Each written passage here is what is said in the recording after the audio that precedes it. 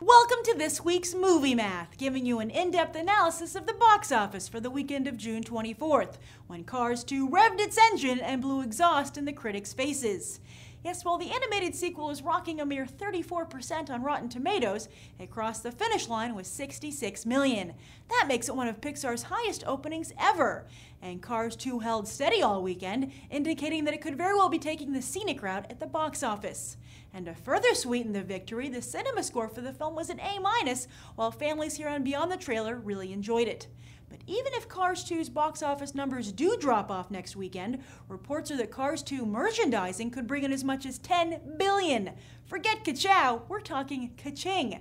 However, while in the short term Disney and Pixar are laughing all the way to the bank, it will be interesting to see what the long-term effects of Cars 2 will be on the company's pocketbook.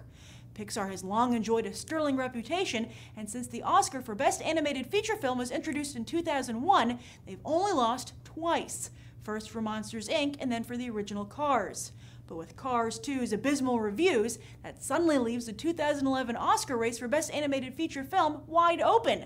And while Monsters, Inc. and Cars 2 might have lost out in the gold, they were still respected films.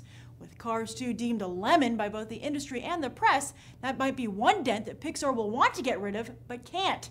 See, while thankfully mainstream audiences are still behind Pixar, losing that hipster cachet might take away the edge, which has so far set Pixar apart from the other animation studios. And in an increasingly crowded and competitive market, is that an edge Pixar can afford to lose? Speaking of increasingly crowded marketplaces, it looks like the R-rated female comedy is becoming one of them.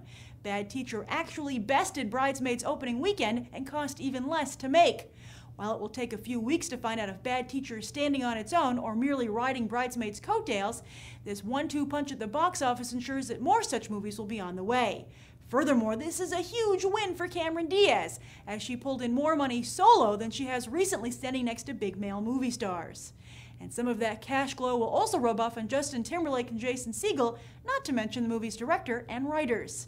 Women are behaving badly, and everyone's loving it.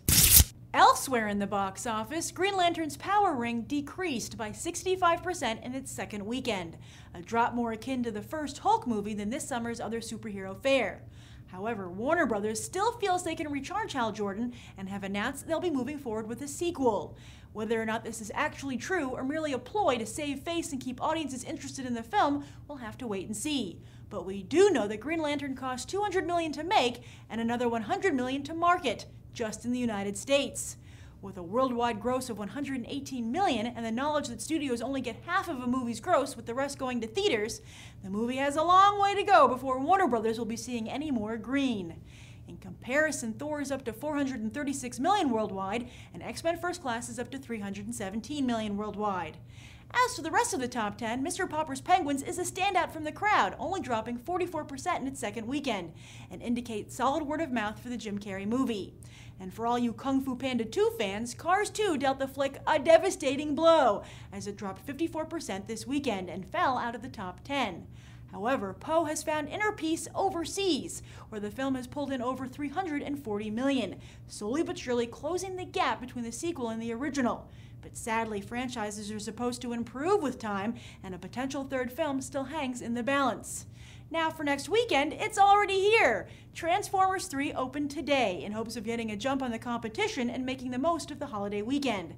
Be sure to check out Beyond the Trailer's review of the movie right here. Then on Friday, Larry Crown and Monte Carlo open. However, these movies will not be covered on BTT because I will be on vacation.